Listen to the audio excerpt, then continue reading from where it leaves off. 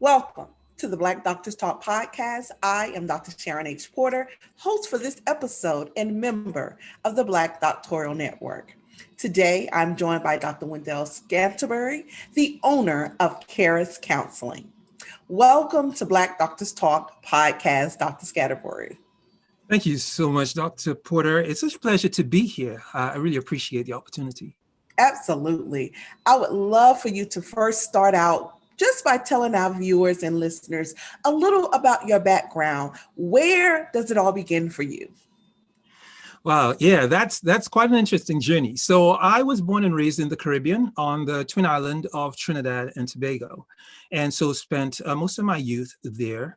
I am a product of a broken marriage. My parents divorced when I was in my mid-teens, and so that was kind of my first exposure, I guess, to the huge impact of brokenness in terms of the family experience, because I was experiencing it. And so through the years, I have constantly had a focus on relationships and interrelational experiences. So my studies in terms of undergrad and graduate studies started at Nyack College in New York City, where I completed my bachelor's degree in pastoral ministry, also did my master's of divinity at Westminster Theological Seminary in urban mission, and completed my doctoral work in marriage and family therapy at Eastern University.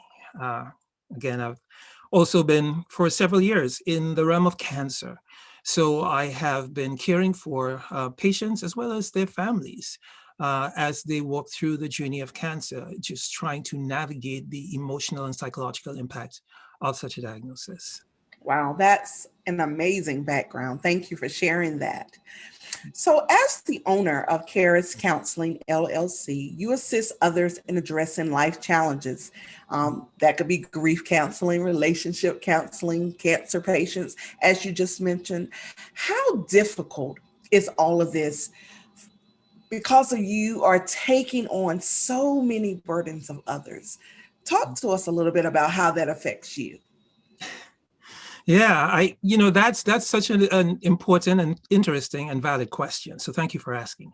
I think coming to responding to that question has a lot to do with, my exposure to the work of Harriet Ponte, for example, who speaks of the self of the therapist, because that really comes or brings us to the crossroads of really being empathic towards what is taking place in the lives and experiences of your clients or patients, but also being aware of what's going on inside myself as a therapist and as a provider, being able to differentiate, being able to consciously and intentionally pursue self-care. And so that is something that myself, and I believe every therapist, just has to be extremely conscious about and profoundly intentional about. It's about not being detached from what's going on in the world of our clients and patients, but not being so swallowed up by it that we can't breathe ourselves. Kind of putting on your mask before putting on the mask of the one that you're caring for. So that's how I approach it. Wow, thank you. So, who has had a tremendous impact on you as a therapist and a provider? Yeah, so a lot of what I do exposes me to the traumas of my patients, their traumatic experiences throughout lifehood and life, and then particularly with respect to the present situations that they're dealing with, whether that is a cancer diagnosis, whether it's a strained or broken marriage or relationship, or just trying to make sense of personal life as an individual. And so certainly in terms of trauma, I've been impacted by the work of Bessel van der Kolk, people like Peter Levine, but even more particularly, I think in terms of the Black minority colored communities, the work of Dr. Kenneth Hardy, who has been very focused on how race and racial injustice has and continues to impact the Black community, because these are things that we cannot sever or remove from the experiences of our Black clients, frankly, and ourselves. So these are some of the people that have impacted my work very deeply and continue to. Thank you for that. Now, in your experience, what do you feel is the key to a fulfilled life? Yeah, so that too is such a in-depth question. So I will give you one word, that is significance. I think significance, but let me break that down a bit, because this is something that I always share with my clients and patients, and that is the ability and frankly, the need to experience a sense of safety, worth or value, and belonging in your relationships, whether that is relationships with the family of origin, whether it's in a romantic relationship, whether it's in the experiences in the workplace or with friends or other colleagues. Safety, worth, belonging, and uniqueness. Because unless we experience those things, or flipping the coin, to the degree that any or all of those are compromised, they compromise our experience of wholeness in life. Wow, I love that. Now, let's move to couples, because you work with couples and relationships and undoubtedly marriages. What can they expect in that first session of relationship counseling? Sure. Well, couples typically come to counseling, most couples, not all, because there's some kind of strain in the relationship and they are at a loss to fix it, to heal it, to restore it, because they've tried everything that they could. So I think so a core part of that is disconnection. Both partners also often feel disconnected from the other partner and from the relationship. And so my first focus as a therapist, and I think that's real throughout therapy, is the idea of establishing a therapeutic alliance, being able to see these people where they are and help them to feel seen, to feel validated. So in the first session, we do try to establish, of course, beyond the formalities of informed consent and those kinds of things, understanding what in their minds is the primary issue. How do they perceive it? Because perception has so much to do with how we experience ourselves and each other and our relationships. So understanding where they are in terms of how they see the primary issue or concern, and really getting some kind of background and history of the relationship. In the first session, I also tried to understand where it all started, because it didn't start with the big problem that they came with. It usually starts, way back before the problem started. How do you even meet each other? What made your partner so distinct from any other partner that you could have connected to or be with? What made them special? What set them apart?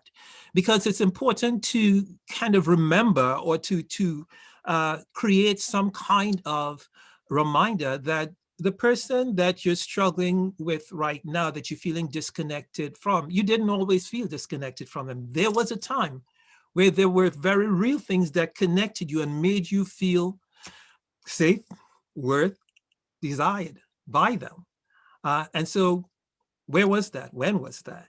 So these are some of the things. And then, of course, the history of the problem itself. So I think those are some of the big things that come up initially. We want to know where we're starting from. And before we even get to goals, what is the problem? Before we decide what do we want to do about this. I love that. Now, you mentioned that the majority of the couples come when there is a problem. What percentage would you say come before there's a problem? And I'm thinking more of premarital, perhaps. 5%. It's very small. Unfortunately, in my practice, in terms of the couples that I have seen so far, the vast majority come when there is a problem. Very few come before there is a problem to say, hey, we're not coming because we have an issue. That's a breath of fresh air for me. just to hear a couple say, we want to be proactive as opposed to reactive in our relationship. And so we want to understand who we are and how we can sustain the bond, the strength, the unity that we have, as opposed to trying to fix something that might already have been broken. Wow, thank you for that. Yeah. So, what would you say are the three major issues that are common in relationships? So most people come and they kind of identify their challenges as something to do with either connection or communication. What I've found consistently is a clash of cultures. And what I mean by that is every couple or every individual comes with a personal history embedded in a unique culture. And what I speak of is their family of origin, even before all the other cultures that might intersect in their personal personality. And so often what they present with is a clash of cultures. They see and perceive things through different eyes based on their lifetime of experiences. And those are the interpretations that they bring to the therapy room. And so I think that's one of the big challenges. Listening is another huge one. Couples are usually very poised to respond, or partners, so there's often difficulty listening. I find it amusing, for example, but very understandable, however, when I do this exercise where I speak a listener exercise, where I invite one partner to listen to the other partner's concern and try to share at the end of that with the partner what I heard you say. And it really is interesting that we hardly ever hear what I heard you say. We often hear what I think, why I feel this way. It's, often defense rather than, what I heard. So it's difficult for partners to let down their guard. It's difficult to lower the defenses and just be open to hearing. So one of the things that I think is often very real with couples is this concept that I believe Gottman posits, and that's in the midst of the conflict, there's a dream. When I present an argument, it's really a cloak for a deep desire that I have. And so the challenge is to kind of take that cloak off and understand what that deep desire and yearning is. But it's hard because it's covered up in defenses, it's covered up in pain. So I think those are two. And I think the third one is really the kind of the determination to work through, to endure. So endurance probably would be an easy way to describe that. What I mean by that is, so a couple would come and so many of them, sometimes a couple wants to know, well, is this fixable, or should we just resolve to end it and go our separate ways? And could we do that amicably? Or some couples would say, well, could it be fixed? And if it's fixed, then, what does that look like? But part of that is knowing that it's a process, right? We didn't get here overnight. It took decades to build up the defenses that you now present with, to develop the perspectives that you now show up with. So in order to embrace and to own something that is an alternative, that is a healthy alternative, it's going to take time. And quite often people get exasperated because I tried this once and it didn't work. Well, I wonder why. We still have not taken off the cloak of all those defenses that we have really tailored so well that they fit perfectly. And so we have to remove ourselves from these, but it takes time. So I think those are the three big, or three of the big. Three of the big, right? Clash of cultures, Yeah. listening, and endurance. I love it. Thank you so much. So, with so many things, I mean, you do, I mentioned you work with grief, you work with cancer patients, you work with relationships. How do you stay abreast of all of the current trends in your field? Yeah, well, I'm passionate about what I do. And so I try to be very intentional about learning. Learning is a constant thing in my life and mind and heart. So training, attending trainings, webinars, connecting with colleagues. I have 2 colleagues, for example, that I meet with every other week to debrief, to inform, to hold each other accountable, to check in on each other, to discover what's new, what's going on, what have they learned, what am I learning, how we can share our resources and so on. And again, connecting with larger communities. For example, the Black Doctors Network. I think just to be exposed to knowledge, wisdom, insight beyond my scope, beyond my learning, even beyond my realm of practice. Again, these things are so informative. I think, for example, of, and this is something I rely heavily on, the whole idea of, you know, Bonfim Bren, I believe, is the one who really did the research on this theory, and is that the idea of overlapping ecosystems, right? So we all, it's kind of the idea of intersectionality to some degree as well. So there are so many different overlapping realities and existences and realms of existence that we find ourselves living in.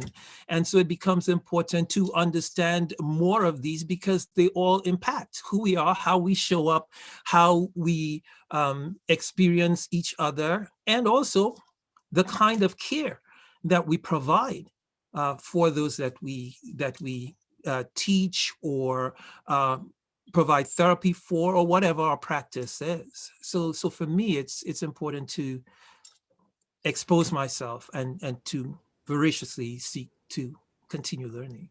I love that. And in many different aspects. And that's the part that I Absolutely. really love. Now, emotional and psychological trauma can really make you feel disconnected, from individuals. What are some ways that individuals on the outside looking in can help individuals experiencing trauma? Yeah, that too is such an important and gosh, intense and deep question.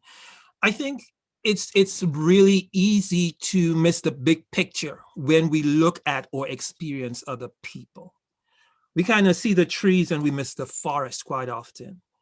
And so when someone presents or shows signs of trauma, and we may not even interpret them initially as signs of trauma, we see bad behavior, we see rebellion, we see all sorts of things.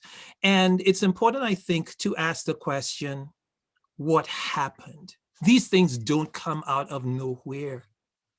People weren't born kicking and screaming. Well, not for food, yeah, maybe, but not kicking and screaming in the ways that we see it presented in terms of someone who is traumatized. And so it's important to understand that whatever we see in front of us is only a snapshot of a much larger picture. So trying to attune, in trying to understand, I think always bearing in mind that there is more than I am currently seeing or understanding, and being able to, or frankly, being willing to maybe adopt a posture of curiosity versus assumptions. When we assume, we've already made up in our minds what the problem is or who the problem is. And I think that curiosity and attunement can really help to paint a much more realistic picture. To understand, if we think of ourselves, like, one of the things that informs my practice is the ACE study, which is an acronym for Adverse Childhood Experiences. And it's the idea that we have all, the vast majority of us, been impacted by various traumas in childhood. And they could be little traumas or large traumas, and we may have responded differently to them. But many people carry those traumas through life. And sometimes those are the traumas that impact the relational challenges or even individual challenges. So when we see someone, whether it's a child or an adult, it's important, I think it's better to assume, or more wholesome to assume, something happened that impacted their experience of normal, that then leads to what I'm seeing or witnessing. And so again, curiosity as to what's really going on. Where did this come from? You Big, know, being an elementary principal, and you mentioned the ACE, the adverse childhood experience, it's so crucial because we as, first of all, mandate reporters, mhm. when we, and of course it's been a little difficult, a little challenging now that we don't actually physically see our students now because we're still virtual, but that is so important in understanding and noticing when our students are experiencing these types of things that they may not come out to say, but there are signs, and that's basically what you're saying. There are signs. Yeah, and I think, if I may say this as well, often we kind of react out of our own emotional impulses. And so it's important to be careful to not take these things personally, and to be careful to not kind of just be reacting out of my own maybe insecurity, or my own sense of being overwhelmed, or whatever might be taking place. That might be a valid question to ask oneself. Is this about me, or is this about what's going on with this individual? Because I can insert myself into it in a way that's not really helpful or healthy, that prevents me from really being able to assist or support this person in a way that would work towards their well-being. Wow. All right, let's talk about marriage now. Where do you stand on marriage retreats? What are your thoughts? Wow. So I have a lot of thoughts about marriage retreats. I think there are some really important aspects to marriage retreats. Marriage retreats are important for several reasons. I think one of them is that they allow couples to remove themselves from the stuff of day-to-day life that they're often overwhelmed with. I mentioned earlier about the difficulty that partners often have with listening to each other and really understanding themselves. And I think the retreat experience, one of the benefits is that it allows us to separate from all the stuff that is grabbing at our attention and frankly might be polluting the waters in which we swim, to get a clearer look at ourselves and at each other, and to listen.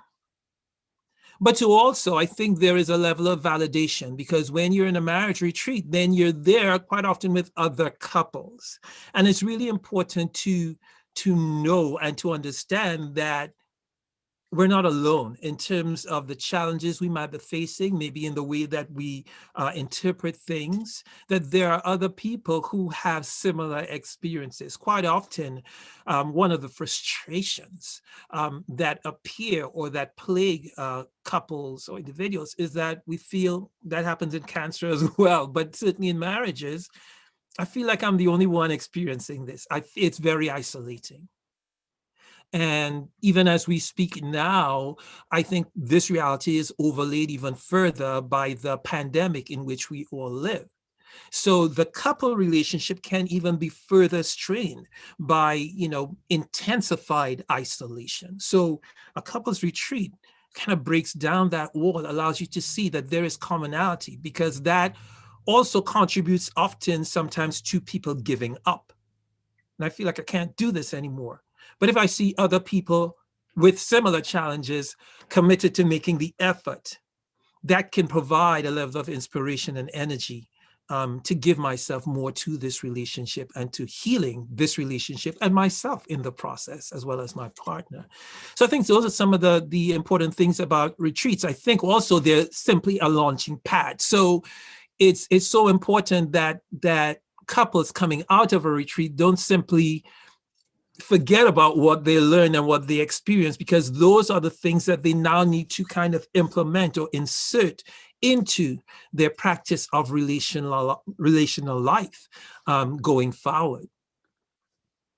That's great. A great point. It puts me in the mind of when you go to a professional learning opportunity. If you do nothing with that information that you gathered, then it really was a waste. Yeah, you can't just shut the toolbox up and just pack it away. It's given for Absolutely. a reason. Yeah, I think. Absolutely. Very valid point. Yeah. Thank you. Now, I read that there are 5 I's of a qualified relationship and marriage counselor: Mhm. giving wise instruction, take an active interest, offers insights, willing to work intensively, and works in depth.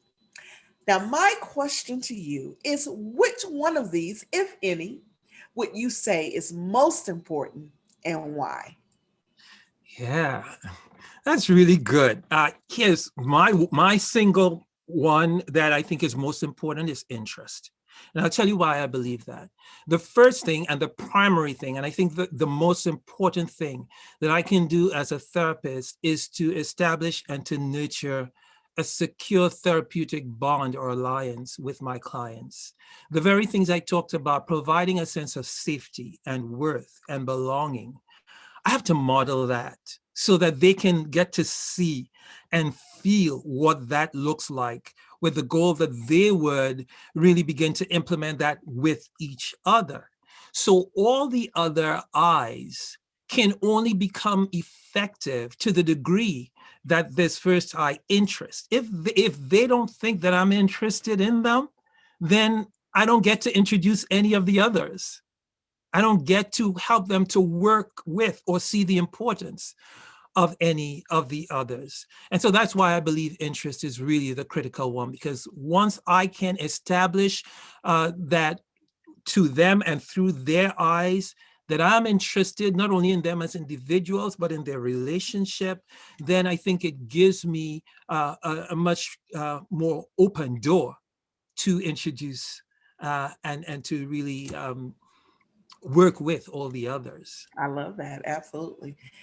All right, now, so this is something that's so deep for me and probably many others, especially with this 2020 that we've just come out of.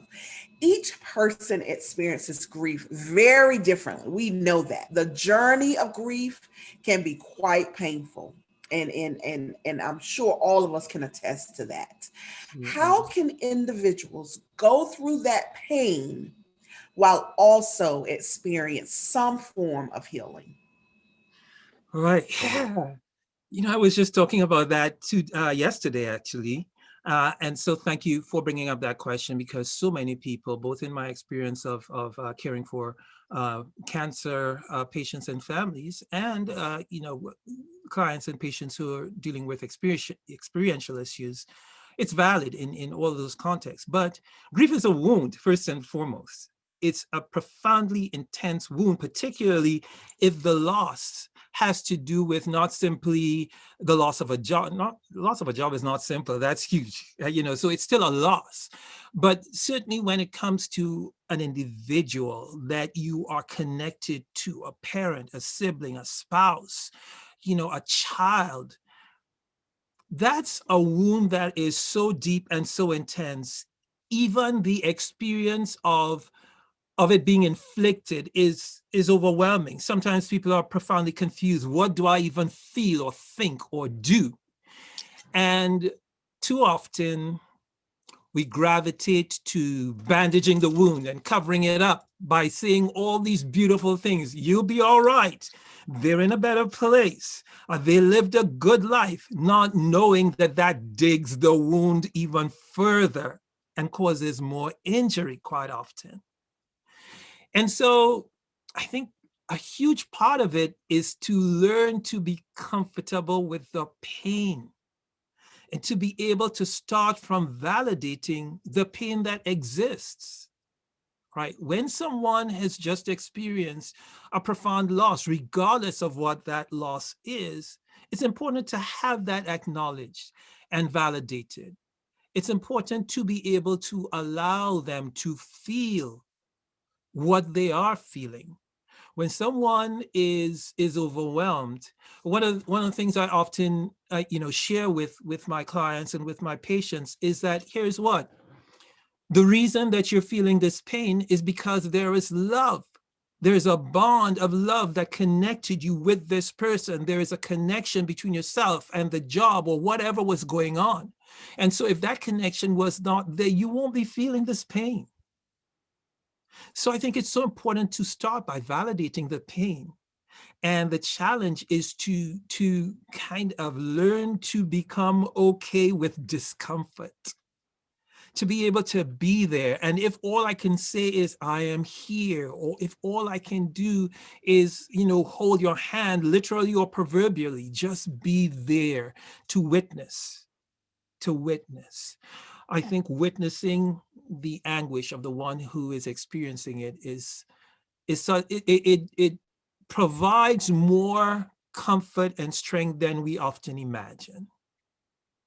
Wow. And you said to be okay with discomfort, and that's not always an easy feat. It's so hard to do. It's so hard to do. Yeah, it's very difficult. Absolutely. It is very difficult. Now, what skills would you say have helped you to be successful in relationship counseling? Yeah. Interestingly, as a child, one of the things that I struggled with was being teased at school and so on.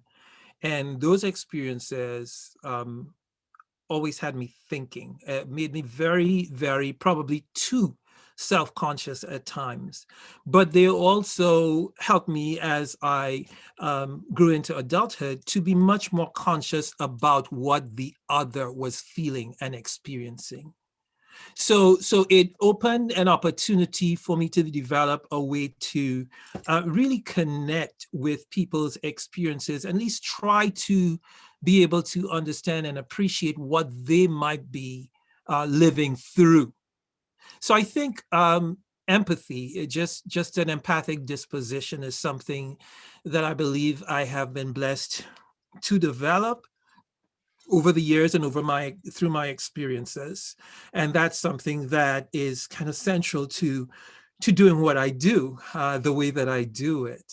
I think also really being able to see, I mentioned before, seeing the larger picture. I remember the first time that I was exposed to this concept, and it was actually training when I lived in New York City as a mentor in the youth, a youth program actually for teenage fathers. And one of the trainers during one of our sessions, they presented a picture, and it was a picture of someone who was in the process of falling. They were about to hit the ground. There was someone who was behind them that was standing upright, and they asked us to share what our perspectives, what our thoughts were, like what is happening in this picture? What do you think is happening? And of course, people provided, including myself, so many different perspectives. And then they engaged us with really how we come to those conclusions and the lenses through which we filter our perspectives. And so I've held on to that because it helped me to understand that it's really important to not jump to conclusions. It's important to really step back and be curious and listen, all those things that I mentioned before. So these are things that I have learned and I have tried to grow, to appreciate and to incorporate into the way I show up, into the way I reflect, and into the way that I invite clients and patients to reflect and to process their experiences as well. Thank you for that. You're welcome. So, Dr. Scanterbury, what are you most proud of in your career so far?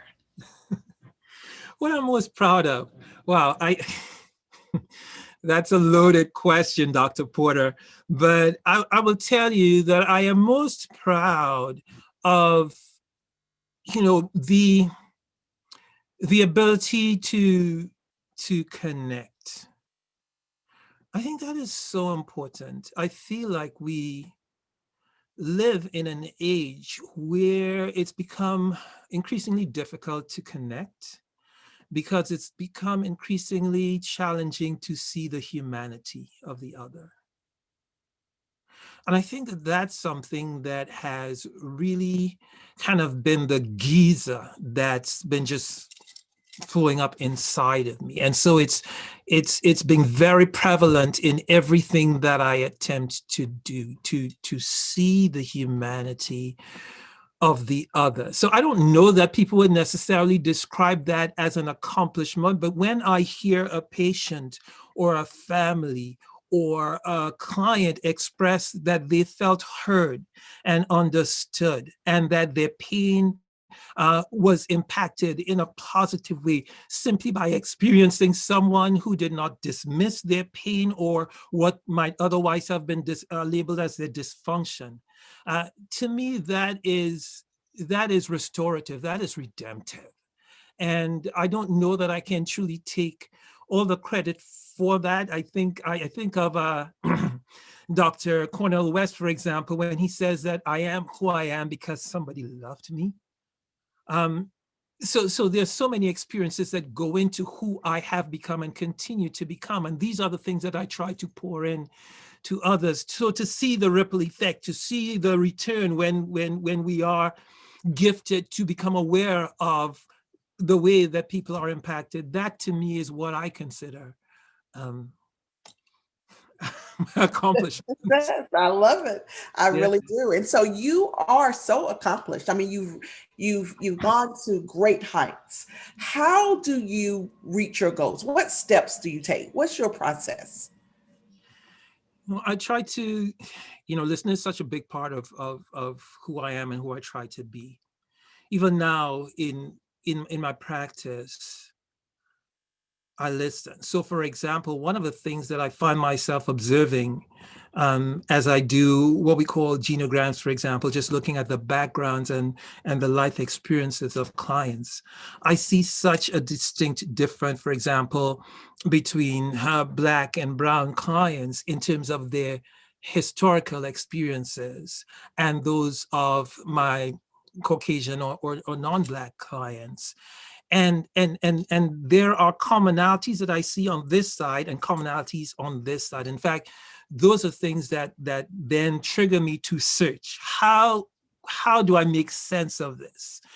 So like using that example, that really plugged me in, for example, to the work of Dr. Joy DeGruy in terms of, the post-traumatic slave syndrome. I think it's more peri-traumatic because it's something that never seems to end, right? But to really listen and to see how these things show up in the present. So it's history, but it also shows up. And so I listen. What is there? What are the things that stand out to me?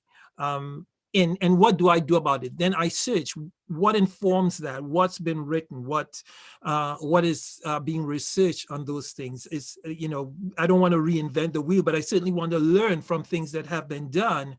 And so is there now, given what I've learned or what I'm seeing and what I'm understanding and what I'm trying to dig up, are there now opportunities, or is there something that stands out that might give me an opportunity to maybe kind of add to what's already been done, or maybe take an approach and that is helpful for this population that I'm connected with, or this individual or family or whatever is going on? So I think those are some of the steps. And then, collaborate. Who else is doing this work? Who else is interested in this? Who else is seeing this as an issue or a problem, or is challenged by this and might be interested in moving in that direction, that where we can maybe come together and kind of build each other, but also contribute to what's going on in a way that can bring, again, redemption and healing and restoration and wholeness, particularly. And I have to confess that in the last year, well, I don't think that's untrue for anyone that looks like us, I've been profoundly impacted by, how the ongoing legacy of slavery and racism on people of color, and how do we bring healing into that reality? So yeah, these are some of the steps that I try to follow as I immerse myself in interacting with individuals, couples, and families. Well, great. So what's next for Dr. Scanterbury? What's next? What's next? I have to try to contain myself because I actually feel like there's so much in me that I want to do, and I have to try to pace myself. And I gotta, to your first question, make sure that I take care of myself as well in the process. But there are two things that are really kind of bubbling to the top of what I'm doing. And one is an initiative, which is really a healing community that I'm about to launch for people of color, particularly, and who have been impacted and are being impacted by all that has been and continues to affect us and impact us. It's actually called RISE, RISE, which is an acronym for restoring intergenerationally shared experiences.